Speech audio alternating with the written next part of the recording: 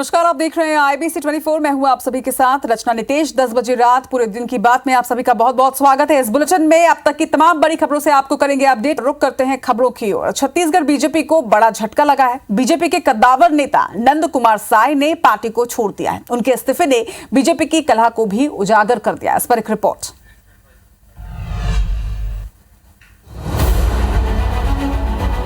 छत्तीसगढ़ में सत्ता में लौटने का सपना देख रही बीजेपी को बड़ा झटका लगा है। बीजेपी के कद्दावर आदिवासी नेता नंद कुमार साय ने पार्टी के सभी पदों से इस्तीफा दे दिया है। बीजेपी अध्यक्ष अरुण साव को इस्तीफा देते हुए उन्होंने छवि धूमिल करने का आरोप लगाया। साय ने भारी मन से इस्तीफा देते हुए दूसरे नेताओं से पार्टी के लिए बेहतर काम करने की सलाह भी दी है। कार्यकर्ता भी दुखी कर दिए गए हैं कि मेरे फोटो के साथ वो कहीं दिख न जाए, मेरे साथ नहीं दिख जाए। इसीलिए मैंने निर्णय किया है कि अब भारतीय जनता पार्टी के प्राथमिक सदस्यता और सारे पदों से जिसमें भी मुझे रखा गया है उससे मैं इस्तीफा देता हूं। नंद कुमार साय के इस्तीफा देने के बाद सियासी गलियारे में हलचल मच गई है। अरुण साव ने साय के इस्तीफा मिलने की पुष्टि की। फिलहाल बीजेपी नेता साय से बात कर मनाने की बात कह रहे हैं। उनका इस्तीफा प्राप्त हुआ है। पार्टी के बहुत वरिष्ठ नेता हैं और पार्टी में लंबे समय तक उन्होंने काम किया है। निश्चित रूप से हम उनसे बातचीत करेंगे। कोई गलतफहमी होगी तो उसे दूर भी करेंगे। पार्टी के बैठकों में मिलते रहे, मगर कभी इस प्रकार का जो आज जो बयान आया है वो ऐसा कोई चर्चा या बातचीत कभी नहीं आया। अभी इस्तीफा आया है, इस्तीफा अध्यक्ष जी के पास है, उनसे बातचीत करेंगे। अध्यक्ष जी और वरिष्ठ लोग और बात करेंगे, संगठन के राष्ट्रीय नेता भी बात करेंगे, तो कोई रास्ता निकल सकता है। नंद कुमार के इस्तीफा देने पर कांग्रेस ने बीजेपी पर उनकी अनदेखी का आरोप मढ़ दिया और साय को कांग्रेस में एंट्री का खुला ऑफर दे दिया है। भारतीय जनता पार्टी लगातार छत्तीसगढ़ के आदिवासी नेताओं की उपेक्षा की, जिसमें वरिष्ठ नेता नंद कुमार साय जी भी हैं।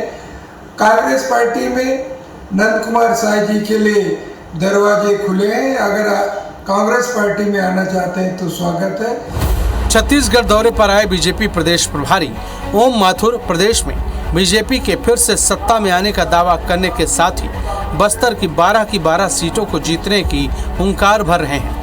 लेकिन साय के इस कदम ने बीजेपी में कलह को उजागर कर दिया है। बहरहाल बस्तर आदिवासी बहुल एरिया है।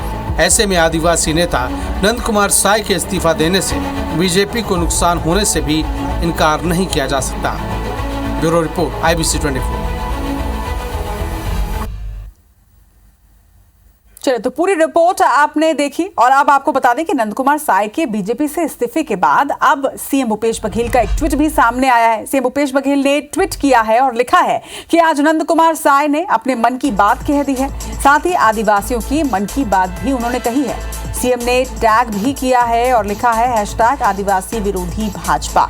तो ये तमाम बातें उन्होंने अपने ट्वीट में लिखी हैं। आपको ये भी बता दें कि आज पीएम नरेंद्र मोदी के मन की बात का 100वां एपिसोड था और आज के ही दिन जब नंद कुमार साय ने ये इस्तीफा दिया तो इस पर तंज कसते हुए सीएम भूपेश बघेल ने ये ट्वीट किया है और साफ तौर पर ये लिखा है कि उन्होंने अपने मन की बात कह दी है और शायद आदिवासियों के मन की बात भी यही है, #आदिवासी विरोधी भाजपा। तो लगातार कांग्रेस भाजपा पर यह आरोप लगाती रही है कि भाजपा की गतिविधियां आदिवासी विरोधी है। इसके पहले भी जब नंद कुमार साय को उनके कुछ पदों से हटाया गया था उस वक्त भी उन्होंने इस तरह के बयान दिए थे।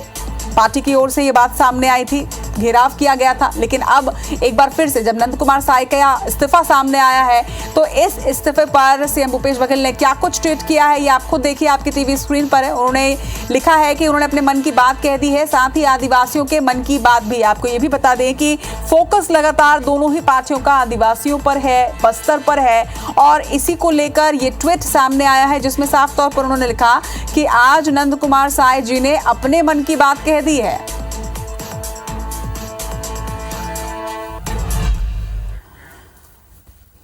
चलिए खबरों में बढ़ते हैं आगे। छत्तीसगढ़ और ओडिशा के बीच महानदी जल विवाद को लेकर न्यायाधिकरण की टीम ने जांजगीर चांपा में बैराज का निरीक्षण किया। दरअसल केंद्र सरकार ने दोनों ही राज्यों के विवाद के निपटारे के लिए न्यायाधिकरण का गठन किया है और न्यायाधिकरण की टीम ने शिवनारायण पहुंचकर अब बैराज का निरीक्षण भी किया।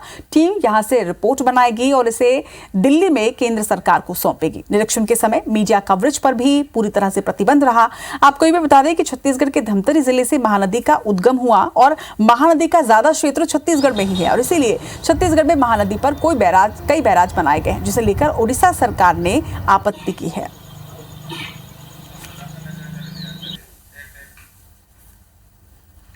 अभी हम मौजूद हैं शिवनारायण महानदी के तट पर।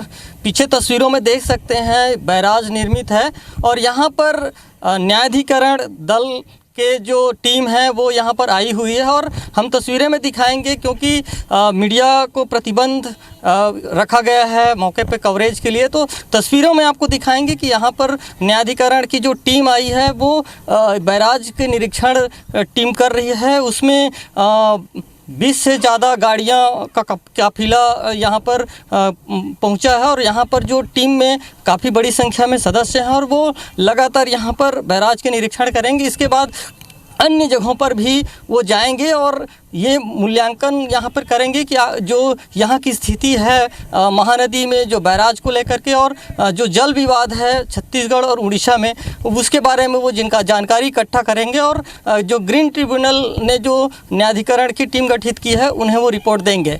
हम यहाँ पर लगातार इस टीम जो यहाँ पर पहुँची हुई है उस टीम निरीक्षण है उस पर नज़र बनाए हुए हैं। आपने तस्वीरों में देखा है कि जो टीम है वो आई है। फिलहाल IBC 24 की नज़र इस पूरे खबर पर बनी रहेगी। राजकुमार साहू, IBC 24, जांजगीर। खबर बेमेतरा की है, जहां के देउर गांव के समूह की महिलाओं को राज्यपाल से सम्मान मिलेगा। आपको बता दें कि देश के प्रधानमंत्री नरेंद्र मोदी मन की बात के 100वें एपिसोड का आज प्रसारण हुआ, जिसमें छत्तीसगढ़ के बेमेतरा जिले के साजा के ग्राम देउर गांव के जय गुणवाना महिला स्व सहायता समूह की महिलाओं के कार्यों का उल्लेख भी हुआ। वहीं गाँव की महिलाओं ने प्रधानमंत्री नरेंद्र मोदी को बधाइयां दी और बताया कि बीते 17 से 18 सालों से महिलाएं जनसेवा के रूप में स्वच्छ बनाने के लिए गाँव के सार्वजनिक जगहों पर रोज साफ सफाई करती हैं। साफ सफाई करथन तो हमन अच्छा लगते, अपन गांव के लिए करथन हमन साफ सफाई। और जो टीवी और रेडियो में गे है हमन बहुत बढ़िया लगत है वो बात है। और वो भेजे जो मन के बात बोले है नरेंद्र मोदी, वो बात है हमन बहुत बढ़िया लगत है। बहुत बहुत धन्यवाद। प्रधानमंत्री हमार नाम ला ली सब है साफ सफाई करथे के तो हमन धन्यवाद देवत हन। और जैसे और आगे बढ़े हमार काम करत हन तेनहा और दूर दूर तक जावे, पूरा देश जाना है जेन हम अपन देउर गाँव ला आगे बढ़ाए हन और हमार गाँव बर करत हन। लोगों को सामाजिक सरोकारों से जोड़ने का जरिया बन चुकी प्रधानमंत्री नरेंद्र मोदी के मन की बात के 100वें एपिसोड का रविवार को यानी आज प्रसारण किया गया। इसे लेकर लोगों में एक अलग ही क्रेज भी नजर आया। मध्य प्रदेश की राजधानी भोपाल हो या फिर मिनी मुंबई, इंदौर, हर जगह पर लोग बड़ी ही उत्साह के साथ प्रधानमंत्री नरेंद्र मोदी के मन की बात को सुनते नजर आए। प्रदेश की राजधानी जबलपुर के साथ ही ग्वालियर और रायसेन में भी बीजेपी की ओर से इसे लेकर खास इंतजाम किए गए थे, जहां पर बड़ी संख्या में लोगों ने प्रधानमंत्री नरेंद्र मोदी के मन की बात को सुना। मन की बात के माध्यम से लोग अपनी भावनाओं का प्रकटीकरण भी अपने प्रधानमंत्री जी के सामने कर पाते हैं। सचमुच में मन की बात ने एक सामाजिक क्रांति की है भारत की धरती पर और कई सफल सामाजिक बदलाव इसके माध्यम से हुए हैं। मन की बात के लिए प्रधानमंत्री जी का हृदय से अभिनंदन। प्रधानमंत्री श्रीमान नरेंद्र मोदी जी ने अपने मन की बात संपूर्ण देश की जनता के साथ की है। आज के दिन सभी अपने देश के लोगों को, देशवासियों को, अपने कार्यकर्ताओं को इस एपिसोड के लिए बहुत बहुत शुभकामनाएं देता हूं। खबर राजनांदगांव से है, जहां पर सांसद संतोष पांडे ने ग्राम अर्जुनी में प्रधानमंत्री नरेंद्र मोदी के मन की बात के 100वें एपिसोड को भाजपा कार्यकर्ताओं के साथ इकट्ठे सुना, जिसके बाद वो डोंगरगढ़ पहुंचे, जहां उन्होंने पिछले दिनों बेरोजगारी भत्ते को लेकर हुए प्रदर्शन में घायल हुए युवा मोर्चा के कार्यकर्ता से मुलाकात की, उसका हालचाल जाना। वहीं प्रवास के दौरान सांसद संतोष पांडे ने मीडिया से चर्चा भी की और प्रदेश सरकार की बेरोजगारी भत्ते पर तंज कसते हुए कहा कि सभी चुनावी मूड में है और क्या प्रदेश सरकार आखिरी समय में नाखून कटाकर शहीद हो रही है। 4.5 साल गुजर गए, अब बचत समय में ये शहादत दिखा रहे हैं।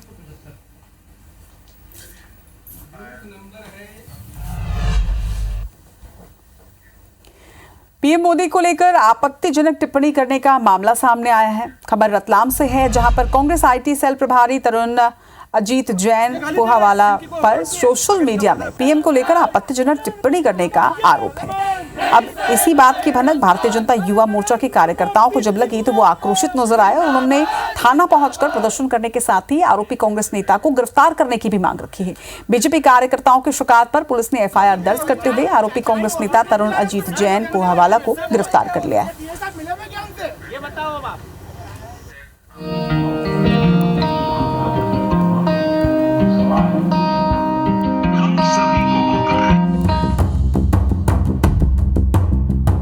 फेसबुक पर टिप्पणी युवा मोर्चा कार्यकर्ताओं को नागवार गुजरी, जिसके बाद कार्यकर्ता स्टेशन रोड थाने पहुंचे और हंगामा किया। सोशल मीडिया के कांग्रेस के नेता ने एक बहुत ही अमर्यादित टिप्पणी फेसबुक पर की। अपमान प्रधानमंत्री जी का ये देश का युवा किसी हद तक बर्दाश्त नहीं करेगा। युवा मोर्चा के कार्यकर्ताओं की शिकायत पर पुलिस ने कांग्रेस आईटी सेल के प्रभारी तरुण अजीत जैन पोहावाला पर केस दर्ज करके गिरफ्तार कर लिया है। तरुण पोहेवाला जो है उनके द्वारा कुछ आपत्तिजनक पोस्ट डाली गई है, जांच करके 188 की जो कार्रवाई प्रारंभिक रूप से हो सकती है। आरोपी कांग्रेस नेता तरुण अजीत जैन पोहावाला के फेसबुक पर टिप्पणी किए जाने का पता मन की बात खत्म होने के बाद चला था, जिसके बाद भारतीय जनता युवा मोर्चा के कार्यकर्ता भड़क उठे थे।